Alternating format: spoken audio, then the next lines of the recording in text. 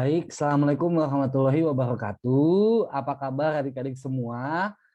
Pada kesempatan kali ini bertemu lagi dengan saya. Kita akan membahas ya responsi pertemuan ke-10 untuk mikroekonomi 2, teori mikroekonomi 2, di mana pada kesempatan kali ini kita akan membahas mengenai permintaan input yang kedua ya. Oke, jadi seperti biasa untuk dia responsi kita fokus untuk membahas beberapa bentuk soal yang berkaitan tentang permintaan input yang kedua. Nah, selebihnya untuk materi itu kalian sudah dapatkan di kuliah secara jelas tentang teori permintaan input yang kedua. Oke, baik. Sebelum kita memasuki ataupun mengevaluasi, melaksanakan ya, membahas soal-soal di dalam teori mikroekonomi 2 untuk pembahasan permintaan input yang kedua, kita review sedikit dulu. Nah, di mana kemarin kita membahas bahwasanya permintaan input itu sangat mempengaruhi tingkat keuntungan oleh suatu perusahaan. Nah, hal ini disebabkan kenapa? Karena yang pertama, seberapa banyak input yang digunakan itu tergantung kepada seberapa banyak output yang dihasilkan, serta seberapa banyak output yang dihasilkan akan menentukan tingkat keuntungan dari si perusahaan. Kenapa? Karena V sama dengan ya, V sama dengan TR min TC, di mana TR dan TC adalah fungsi dari output, gitu ya. Nah, untuk maksimisasinya, di mana kemarin maksimisasi keuntungan untuk perusahaan itu terjadi pada saat persinggungan dua kurva isokuan dengan isokos ya. Secara matematis kemarin sudah kita jelaskan bagaimana dia kenapa bisa terjadi MPK per MPL itu sama dengan V per W. Sebenarnya MPK per MPL itu adalah slope dari isokuan atau dikatakan sebagai rate of technical substitution, sedangkan V per W itu adalah slope dari isokos atau dikatakan sebagai rasio harga input. Nah, sekarang kita bakalan membahas bahwasanya pendekatan yang akan kita bahas untuk permintaan input yang kedua, kita akan membedakan ada dia 3 jenis pasar yang akan kita bahas. Ada yang dikatakan sebagai pasar persaingan sempurna, ada yang dikatakan sebagai pasar monopoli, dan ada yang dikatakan sebagai pasar monopsoni. Ya, nah, minggu kemarin sempat saya singgung bahwasanya kita mengasumsikan di pertemuan pertama itu adalah pasar persaingan sempurna ya. Bedanya di sini kalau yang dulu di pertemuan ke-7 kita mengetahui ya bahwasanya Q itu sama dengan fungsi dari K dan L ya. Di mana di sana Q sama dengan fungsi K dan L. Nah, sekarang untuk di pertemuan ke-10 kita fokus input yang kita gunakan hanya input labor. Kenapa?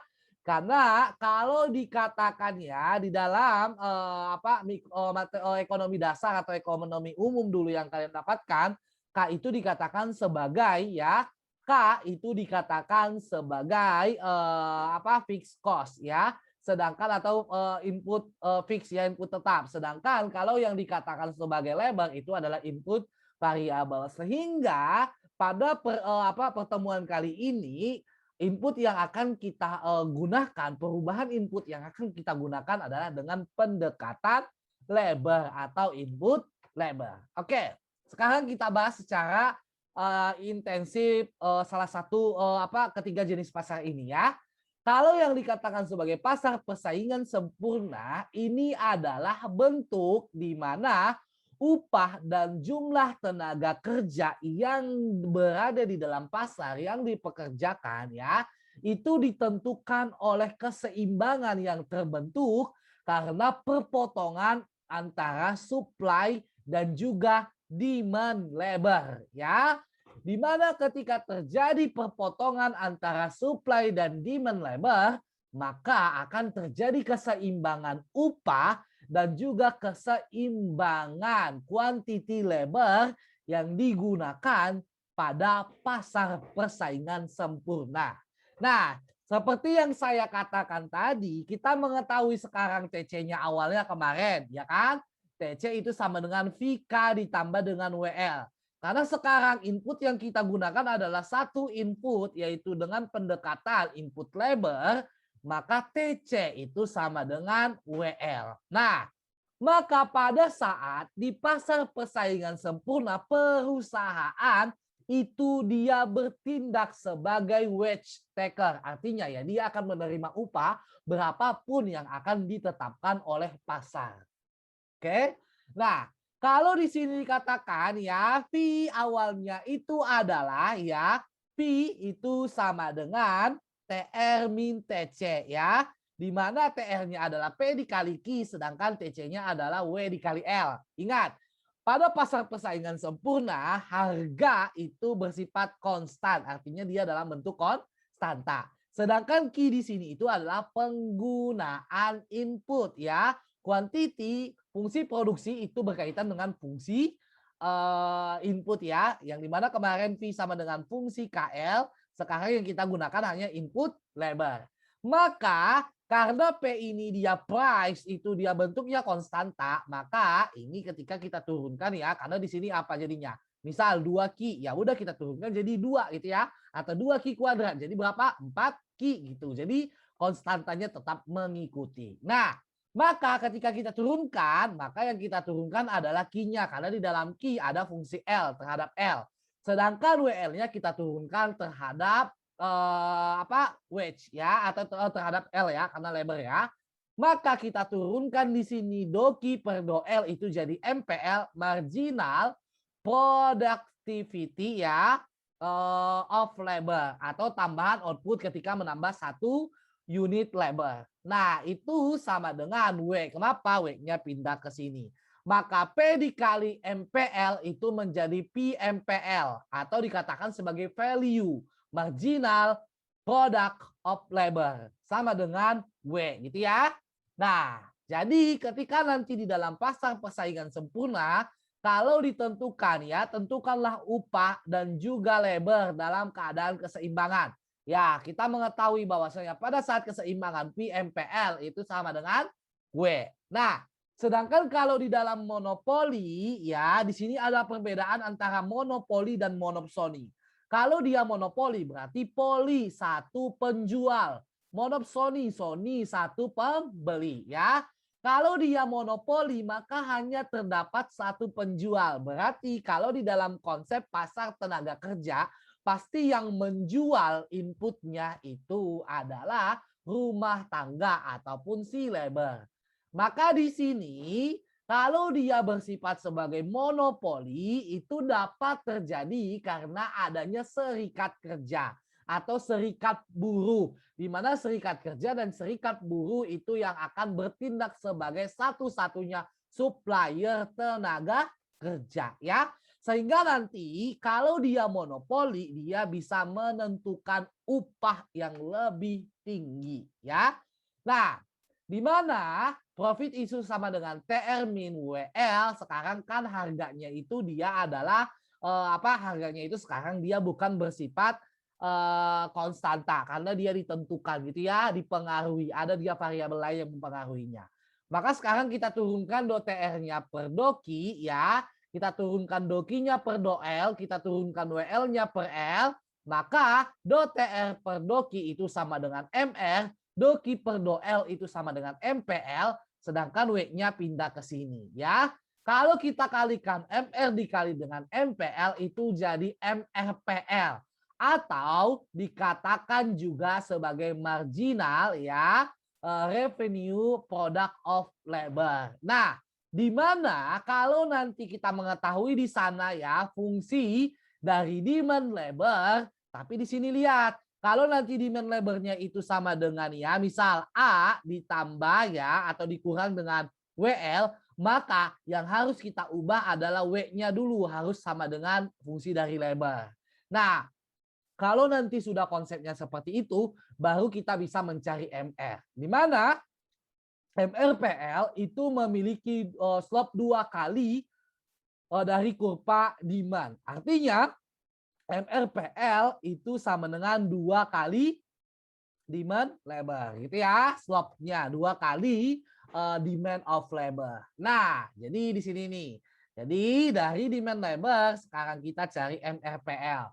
Maka yang awalnya keseimbangannya di sini sekarang dia ditentukan pada saat MRPL sama dengan supply of labor, di mana wage ini adalah supply ya, ataupun supply of labor. Ya, inilah dia nanti kondisi ya, kondisi dia labor keseimbangannya. Sedangkan untuk harga keseimbangannya dia akan menentukan harga yang paling tinggi sampai menyentuh kurva demand labor-nya. Sama dengan konsep dulu waktu kita belajar tentang monopoli, di mana itu tercapai pada saat MR sama dengan pada saat MR sama dengan MC ya, marginal cost. Nah, di mana nanti harganya itu akan ditentukan dengan pendekatan fungsi ataupun dengan pendekatan kurva demand. Ingat, kalau dia di pasar monopoli kondisinya adalah MRPL sama dengan W. Nanti untuk penentuan berapa dia W-nya, maka kita masukkan ke fungsi demand-nya. Nah, berbeda untuk dia monopsoni. Monopsoni satu pembeli. Artinya di dalam pasar tenaga kerja yang bertindak sebagai pembeli itu cuma satu orang ya. Di mana pasti yang membeli ya, yang menggunakan jasa kita itu adalah perusahaan. Maka di sini perusahaan akan bertindak sebagai wage maker. Dia akan menentukan upah di dalam pasar. Nah, ketika perusahaan menentukan upah pada pasar, maka apa yang terjadi? Dia akan menentukan upah jauh lebih rendah. Nah, di mana di sini kondisi keseimbangan di dalam pasar monopsoni itu tercapai pada saat PMPL sama dengan MEL ya. Di mana MEL di sini itu sama dengan marginal ya, marginal expense of labor ya, di mana MEL ini kita dapatkan dari 2 kali slope supply. Kalau tadi MRPL 2 kali slope demand labor. Kalau sekarang MEL itu adalah 2 kali slope supply ya. Nah, maka di sini kalau kita mau menentukan MEL, ingat ya, MEL itu adalah do W per do L dikali dengan L ditambah dengan W. Semisal gimana? Nanti ada di contoh bagaimana cara menentukan MEL. Ingat aja, MEL do W per do L dikali dengan L ditambah dengan W. Turunan upah, upah di sini W-nya di sini adalah fungsi dari supply ya. Turunan fungsi W terhadap L untuk supply dikali dengan L ditambah dengan W-nya. Nah, itulah nanti yang dikatakan sebagai MEL. Maka pada saat persaingan sempurna harganya di sini kan, upahnya berada di sini kan. Nah, ternyata pada saat terjadi pasar monopsoni maka dia nanti kondisinya di sini ya. Maka dia meminta tenaga kerjanya sebesar E2 dari E1 ke E2, tapi harganya apakah harganya di W1? Tidak ya. Karena dia akan menentukan upah jauh lebih rendah ya. Maka dia akan menentukan upah sampai dia menyentuh kurva supply-nya. Kenapa? Karena sampai menyentuh kurva supply itulah dia batas minimum upah yang rela diterima oleh si tenaga kerjanya. Oke, ingat. Kalau dia pasar persaingan sempurna, PMPL sama dengan W. Kalau dia pasar monopoli, MRPL sama dengan W. Kalau dia monopsoni, PMPL sama dengan MEL, gitu ya. Oke, tidak lama-lama lagi. Sekarang kita akan membahas beberapa bentuk soal yang menjadi pembahasan atau berkaitan dengan materi hari ini. Oke? Oke. Sekarang kita bahas. Yang pertama, ya. Yang pertama, oke. Yang pertama di sini ya diketahui. Oke, soalnya yang pertama adalah misal diketahui permintaan tenaga kerja L itu sama dengan min 50 ditambah 450. Dan penawaran tenaga kerjanya L sama dengan 100 W. Nah, di mana L-nya itu adalah yang dipekerjakan dan W-nya itu adalah upah real per jam. Nah, yang pertama, berapa upah dan tenaga kerja di pasar ini ya? Karena di sini tidak diketahui apakah dia monopoli ataupun monopsoni ataupun PPS, maka kita mengasumsikan ini adalah kondisi pada saat pasar persaingan sempurna, gitu ya. Oke, sekarang kita jawab. Nah, kita mengetahui permintaan dari tenaga kerjanya, L itu sama dengan min 50 W ditambah 450. Nah, pada saat penawaran tenaga kerjanya fungsinya adalah L sama dengan 100 W ya. Nah, di mana L-nya banyak yang dikerjakan sedangkan W-nya itu adalah upah real per jam. Nah, sekarang kita disuruh tentukan berapa keseimbangan upah dan tenaga kerja di dalam pasar ini. Nah, kalau kita jawab ya, maka yang pertama yang harus kita lakukan adalah kita mengubah ataupun menggantikan persamaan DL dan SL itu sebagai fungsi dari upah. Jadi yang awalnya di sini L itu sama dengan min 50 ditambah gitu ya. Yang awalnya dia min 50 ditambah 450, sekarang kita ubah dia W sama dengan L gitu ya. Berapa L gitu ya. Atau di sini kita lakukan inverse. Nah, kalau dia penawaran tenaga kerja juga nanti seperti itu. Kita ubah dia dalam W sama dengan. Kenapa? Karena nanti di dalam beberapa bentuk soal ya, kalau nanti ya kalian menentukan apakah dia monopoli dan monopsoni, ingat kan di sana dikatakan MRPL sama dengan W. Artinya dia harus dalam fungsi W sama dengan fungsi dari L gitu ya. Bukan L sebagai fungsi dari W gitu ya. Oke, nah maka kita ubah yang awalnya L sama dengan min 50 ditambah 450, maka 50W itu sama dengan 450 min L. Nah, sama-sama kita bagikan 50 sisi kiri dan sisi kanan, maka W itu sama dengan 9 dikurang 0,02 L. Ya, maka inilah dia permintaan tenaga kerjanya. Oke, kalau dia fungsi untuk penawaran tenaga kerjanya awalnya L itu sama dengan 100 W. Nah, sekarang kita lakukan juga hal yang sama. Nah, di mana di sini berarti 100 W itu sama dengan L. Maka W itu sama dengan 1 dibagi 100, 0,01 L. Maka fungsi dari penawaran tenaga kerjanya itu adalah W sama dengan 0,01 L. Oke. Nah, sekarang kita ingat keseimbangan upah dan tenaga kerja itu terjadi pada saat demand labor itu sama dengan supply dari labor. Oke, nah kita masukin tadi. Demand labor itu sama dengan supply dari labor. Demand labornya 9 dikurang 0,02 labor. Supply labornya 0,01 labor. Labor sama labor ya. 9 sama dengan 0,01 labor min 0,2-nya pindah ke kanan. Maka 9 itu sama dengan 0,03 lebar. Nah, di mana lebar itu sama dengan 9 dibagi 0,03. Dapatlah kita lebarnya sama dengan 300. Nah, karena di sini dia dalam pasar persaingan sempurna atau di sini dikatakan dia keseimbangannya tidak pasar monopoli atau monopsoni ya, maka untuk menentukan dia berapa upahnya kita bisa masukkan dia ke fungsi demand labor ataupun supply labornya. Kita buktikan, kita masukkan ke demand labor dulu. W sama dengan 9 dikurang 0,2 labor. W sama dengan 0,9 dikurang 0,02 labor. Kita masukkan labornya 300. Maka W sama dengan 9 dikurang 0,02 dikali 300. Maka W itu sama dengan 9 dikurang 6, W-nya sama dengan 3. Kita cari apakah sama dengan supply labor. Ini bertujuan untuk memastikan apakah jawaban kita benar. Kalau nanti beda, berarti ada kesalahan kita pada saat menghitung. Ya. Nah, W itu sama dengan 0,01 labor, di mana W itu kita masukkan labornya 300, maka 0,01 dikali 300. Sehingga W-nya itu sama dengan 3. Maka kesimpulannya keseimbangan upah dan tenaga kerja di pasar ini yaitu kondisinya pada saat labor sama dengan 300 dan upah itu sama dengan 3. Oke. Gitu kira-kira.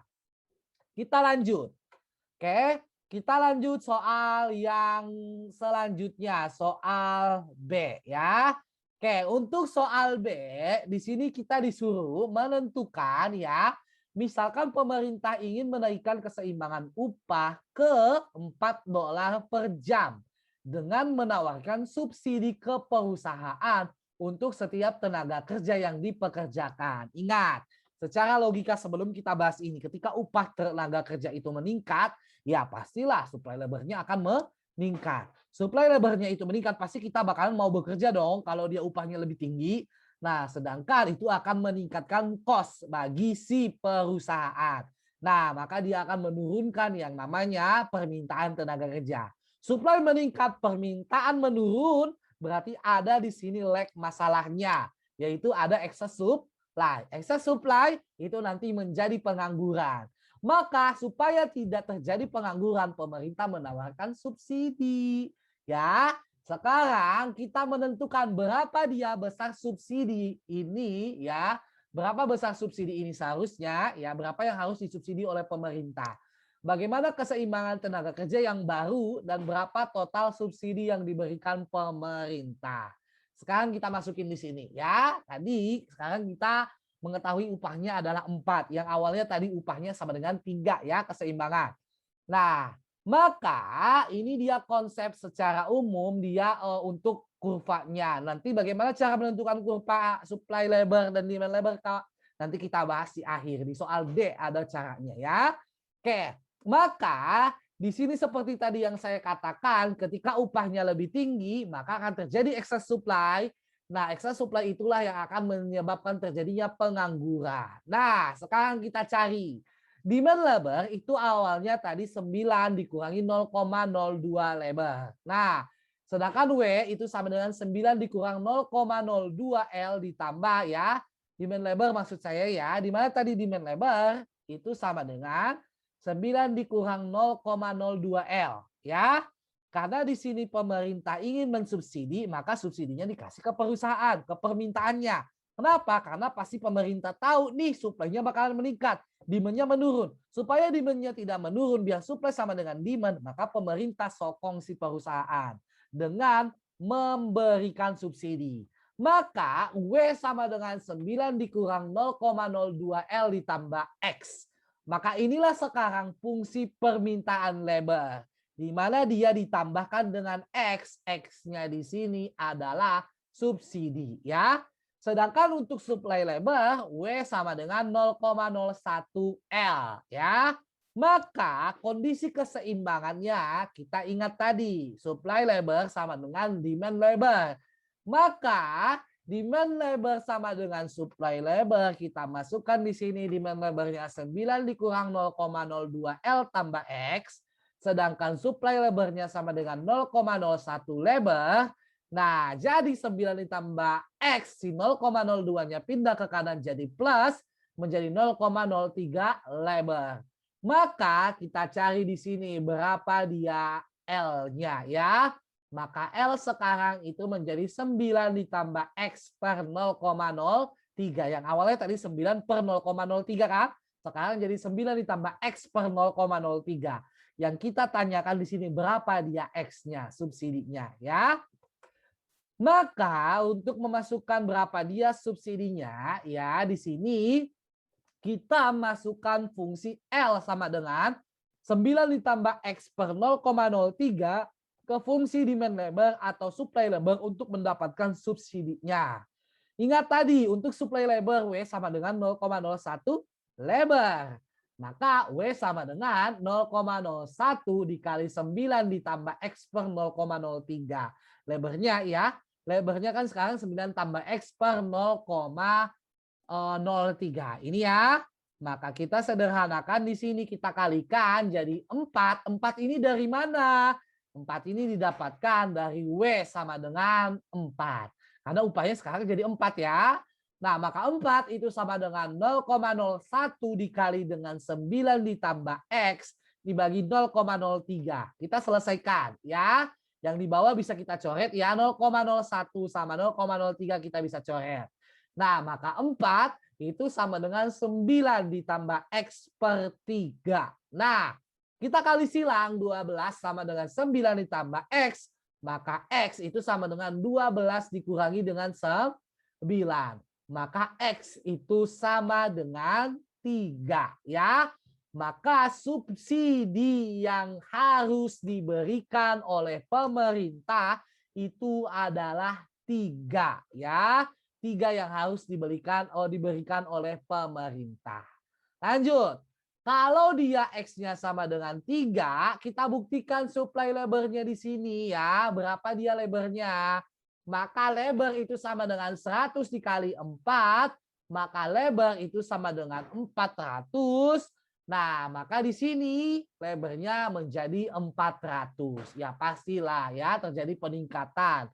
Yang awalnya 300 menjadi 400. Kenapa? Karena ada subsidi. Nanti kalau tidak ada subsidi itu bisa menurun. Oke?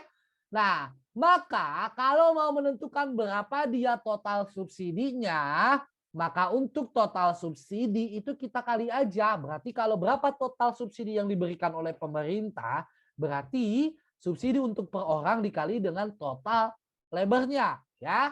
Maka total subsidi itu sama dengan X dikali L, X-nya adalah subsidi sedangkan L-nya adalah labor, keseimbangan.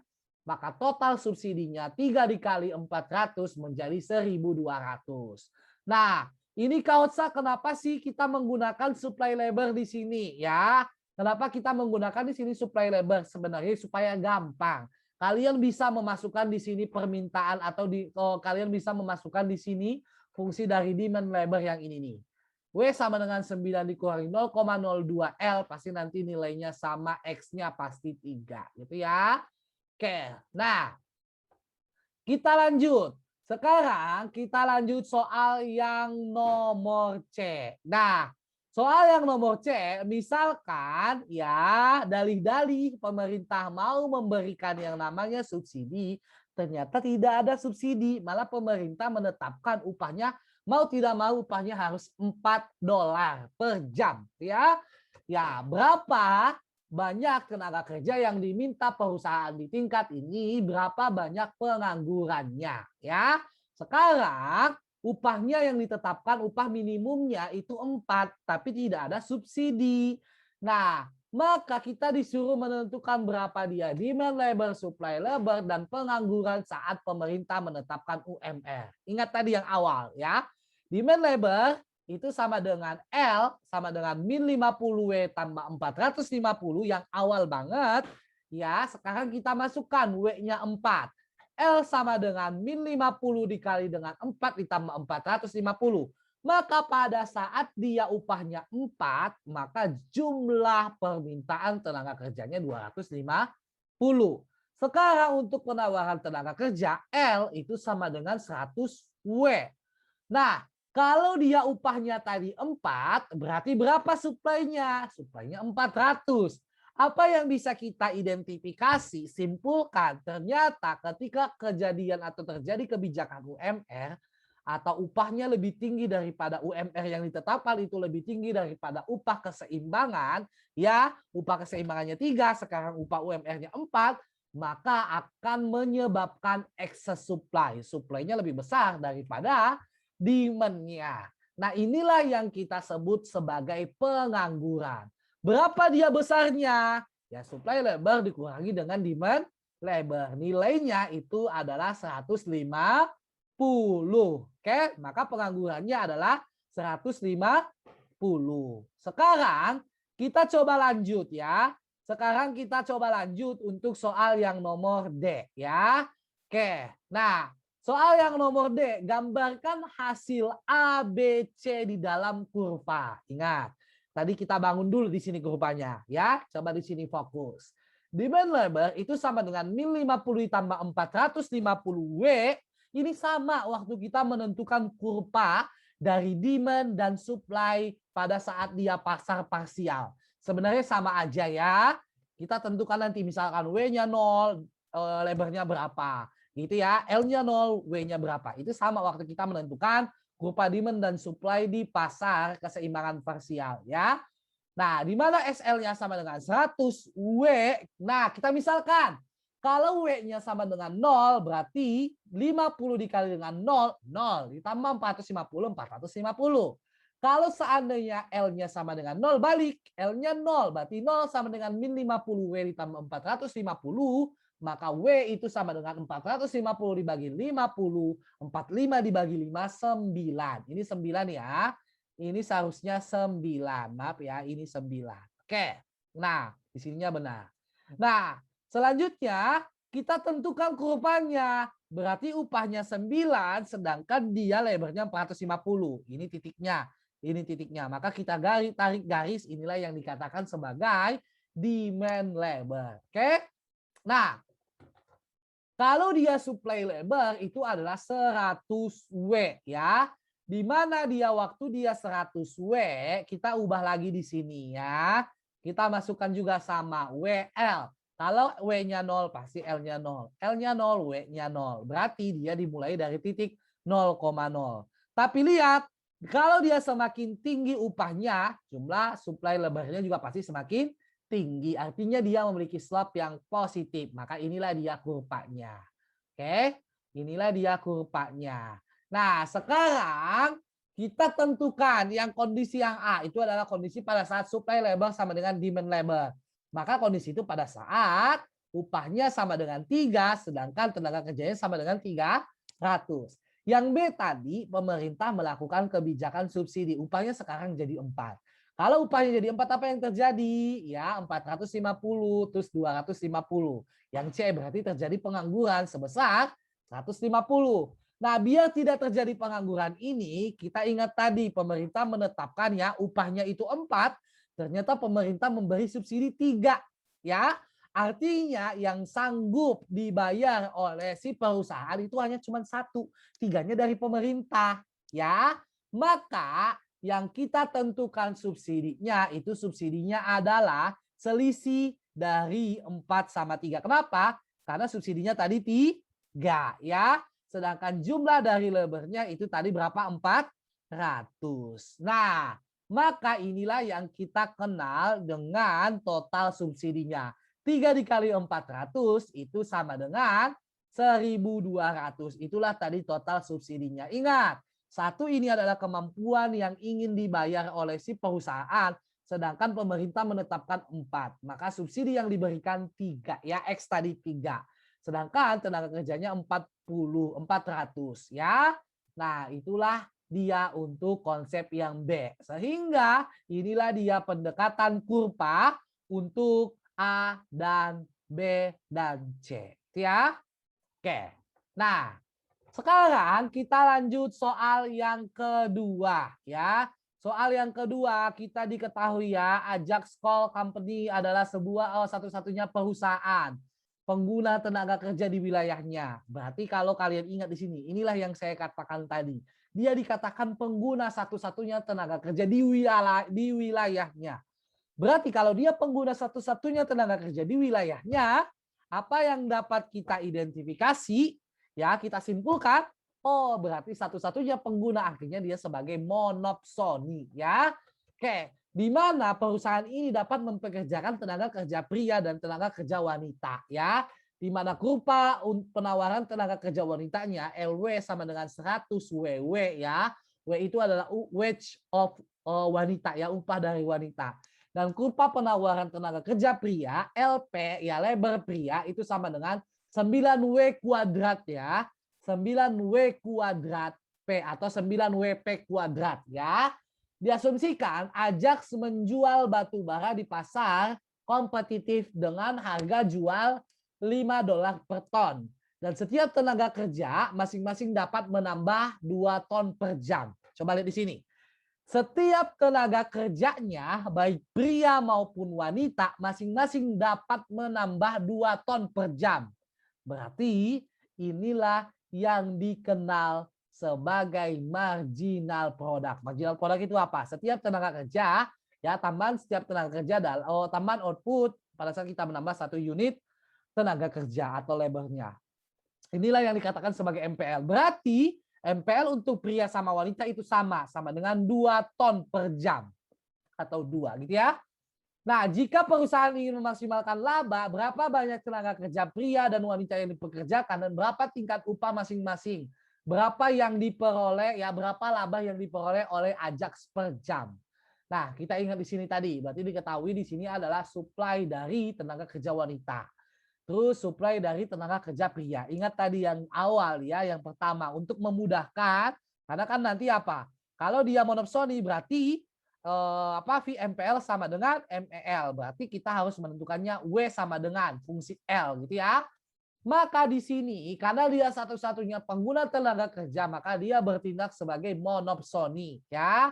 Maka P sama dengan 5 sedangkan MPL sama dengan 2. Nah, sekarang ditanya. Nah, ditanya adalah berapa dia ya, berapa dia tenaga kerja yang dipekerjakan baik pria maupun wanita, berapa dia upah baik pria maupun wanita, dan berapa dia laba yang diterima oleh Ajax per jam. Nah, kita ingat bahwasanya penawaran tenaga kerja wanita LW sama dengan 100 WW. Sekarang kita ubah lagi dia. WW sama dengan fungsi L. Maka 100 WW itu sama dengan LW, maka WW sama dengan LW per 100. Ya, nah 1 dibagi 100, 0,01 LW. Lanjut kita lakukan untuk menentukan tadi marginal ya, untuk menentukan marginal expense of labor-nya, ingat tadi MEL itu sama dengan do WW per do L ya, do W per do L dikali L ditambah dengan WW ya.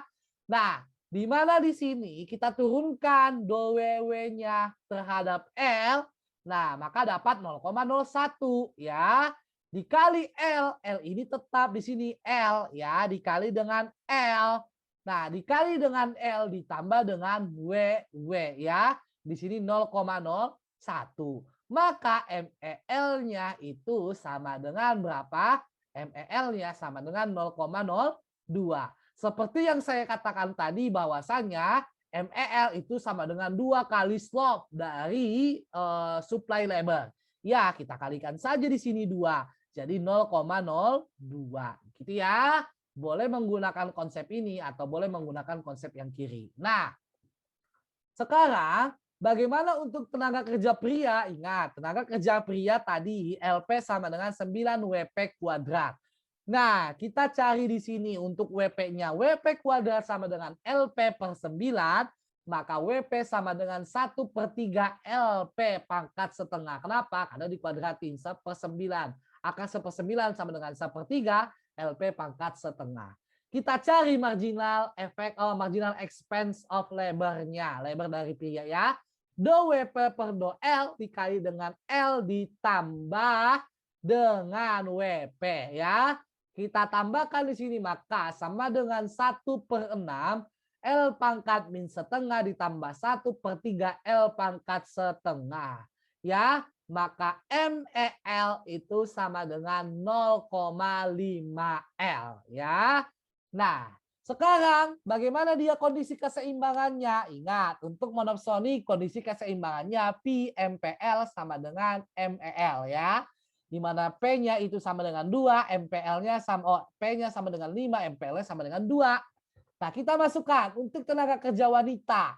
PMPLW sama dengan MELW, maka 5 dikali 2 itu sama dengan 0,02 L, 0,02 L sama dengan 10, maka LW sama dengan 500 ya. Nah, kalau dia dapat LW-nya 500, ya kita tentukan upahnya. WW sama dengan 0,01 lebar, maka upah dari wanita 0,01 dikali 500 itu sama dengan 5. Sebaliknya kita cari untuk tenaga kerja pria, di mana tenaga kerja pria P dikali dengan MPLP itu sama dengan MELP. Kita masukkan lagi, P-nya 5, MPLP-nya 2, karena MPLP untuk laki-laki dan perempuan sama. Sama dengan 0,5 akar L. Maka akar L itu sama dengan 10 dibagi 0,5. L itu ya, jadi ya di sini ya. L akar L itu sama dengan ini 100 bagi 5 itu jawabnya 20 ya. Maka biar dia hilang akar L-nya kita kuadratin maka L itu sama dengan 20 kuadrat sama dengan 200. Upahnya, maka WP sama dengan 1/3 LP ya. Maka di sini ya, ini seharusnya ada kuadratnya ya. LP kuadrat sepertengah ya. Di bawahnya sudah benar. Maka WP sama dengan 1/3 kali 400 pangkat setengah ya. 400 pangkat setengah itu sama dengan 20, maka 20/3 lah upahnya untuk pria. Oke? Nah, setelah kita dapat kondisi ini, apalagi yang kita tanya labanya. Nah, di sini kita harus hati-hati. Kalau kita menentukan laba, ingat laba itu pasti ada dua labanya. Ada untuk tenaga kerja pria, kita pisah untuk tenaga kerja wanita juga ya. Ingat, laba itu sama dengan P dikali Q dikurangi dengan TC ya. Kalau TC kan W dikali L ya. P itu ada, Q ada enggak? Nah, ada Q-nya. Gimana caranya biar ada Q ya? Nah, ini tadi yang seperti saya bilang TC sama dengan PK ditambah dengan WL. Karena di sini hanya satu input, maka TC sama dengan WL. Nah, untuk mendapatkan Q-nya, maka Q itu kita dapatkan dari integral MPL. Kenapa? MPL tadi apa? Marginal product of labor itu adalah turunan Q terhadap L. Nah, kalau sekarang kita balik Q, ya udah Q itu pasti integral MPL terhadap L ya. Nah, integral MPL terhadap L. Karena di sini tadi MPL-nya sama dengan 2, berarti kita integralkan. Integral dari MPL terhadap L berarti 2L ya, maka Q sama dengan 2L. Nah, baru kita masukkanlah pi ya, sama dengan PQ dikurang dengan TC, TR dikurang TC, P-nya 5 ya, Q-nya tadi apa? Q-nya itu 2L. Sedangkan untuk dia WL-nya itu tadi upahnya 20 dikurangi 3 dikali dengan L. L pria tadi berapa? L pria itu tadi 400 ya. Maka di sini 5 dikali 2 dikali 400 dikurangi 20/3 dikali dengan 400. Nah, maka di sini 4.000 dikurangi dengan 8.000/3 ya. Kita samakan penyebutnya 3. 3 dikali 4.000 12.000. 12.000 dikurangi 8.000 itu sama dengan 4.000/3. Maka profitnya itu adalah 4.000/3. Sama dengan wanita. Wanita juga ya, TR min TC. TR-nya 5 dikali 2L. Ya, Q-nya karena 2L. Nah, kita masukkan di sini 10L dikurangi 5L. Maka profit dari wanita itu sama dengan 5L karena 10L kurang 5L. L-nya tadi berapa? 500 untuk wanita. Maka profit dari wanita adalah 2.500. Berarti berapa dia profit totalnya? Ya, profit totalnya keuntungan yang didapatkan dengan mempekerjakan laki-laki serta keuntungan yang diperoleh ketika kita mempekerjakan wanita. Kita jumlahkan. Maka 4.000 per 3 ditambah dengan 2.500, kita samakan penyebutnya, maka nanti keuntungan totalnya adalah 3.833,33. Nah, ya, itulah dia untuk jawabannya. Nah, soal yang terakhir ya, di sini ditentukan jika Ajax dibatasi oleh kekuatan pasar ya, agar mengaji semua tenaga kerja pada upah yang sama berdasarkan value of marginal product. Berapa total yang dipekerjakan, berapa tingkat upahnya dan berapa laba yang diperoleh. Artinya ya dibatasi oleh kekuatan pasar ya dengan berdasarkan VMPL. Maka artinya sekarang berubah menjadi pasar persaingan sempurna. Ya, kita ingat lagi di sini ya, kita ingat lagi tadi P-nya itu sama dengan $5, MPL-nya 2, sedangkan WW upah dari wanita 0,01 LW yang awal tadi. Sedangkan WP-nya adalah 1/3 LP pangkat setengah ya, fungsi permintaan labor, fungsi penawaran labor dari wanita dan juga pria. Ini yang awal tadi di poin A ya. Ini dapat dari mana? Dapat dari poin A. Oke. Nah, maka keseimbangan untuk pasar kompetitif tadi apa? Pi dikali MPL sama dengan W, di mana Pi MPL itu adalah P dikali dengan MPL itu sama dengan Pi MPL. Ya. Nah, kita masukkan. harganya itu sama dengan 2 ya. Untuk tenaga kerja wanita harganya itu sama dengan 2, harganya sama dengan 5, maaf. Harganya 5 sedangkan MPL-nya 2, sedangkan wage of wanitanya itu adalah 0,01 L. Ya, maka 0,01 L sama dengan 10, maka LW itu sama dengan 10 dibagi 0,01 ya. 10 dibagi 0,01 itu sama dengan 1000. Sedangkan untuk upahnya kita masukkan karena LW-nya 1000, maka di sini kita masukkan upahnya, maka upahnya kita masukkan lebarnya, maka upahnya sama dengan 10. Kalau kalian lihat tadi di sana waktu dia monopoli ya, waktu dia monopsoni maksudnya, waktu dia monopsoni harganya upahnya berapa? Upah dari wanita. Upah dari wanita itu 5. Sekarang upah wanita berapa? 10. Maka terbukti upah dari monopsoni itu jauh lebih rendah daripada pasar persaingan sempurna. Jadi yang harus kita simpulkan nanti, ingat, monopoli lebih besar upahnya daripada PPS, tapi PPS lebih besar upahnya daripada monopsoni. Jadi gini, monopoli itu lebih besar daripada PPS, terus lebih besar daripada monopsoni. Jadi yang paling rendah itu adalah monopsoni ya. Oke. Selanjutnya, bagaimana dia kalau dia tenaga kerja pria? Sama aja. Tenaga kerja pria kita masukkan ke sini, PMPL sama dengan WP, kita masukkan P-nya 5, MPL-nya 2, sedangkan WP-nya tadi adalah 1/3 LP pangkat setengah, maka 30 ya, 10 sama dengan 1/3 LP kali silang, berarti 10 kali 3, 30. 30 itu sama dengan LP pangkat setengah, biar LP-nya hilang, pangkat setengah hilang, kita kuadratin. Maka LP sama dengan ya 900. Ini tidak ada pangkat setengahnya lagi ya. Ini seharusnya udah hilang. Oke. Nah, sedangkan untuk dia upahnya WP sama dengan tadi apa? 1/3 LP pangkat setengah. Ya, kita tinggal masukkan tadi LP-nya 900. 900 pangkat setengah 30, maka WP-nya adalah 10. Ingat, tadi untuk PPS upahnya pasti sama ya, baik di laki-laki maupun perempuan ya. Maka di sini terbentuklah upah keseimbangannya adalah 10. Oke. Nah, kalau dia total orang yang dipekerjakan, ya kita totalkan saja laki-laki dan perempuan. Karena tenaga kerjanya ada 2. Maka 900 ditambah 1000 menjadi 1900. Berapa dia laba yang diperoleh? Nah, sekarang kita cari untuk tenaga kerja pria dan tenaga kerja wanita.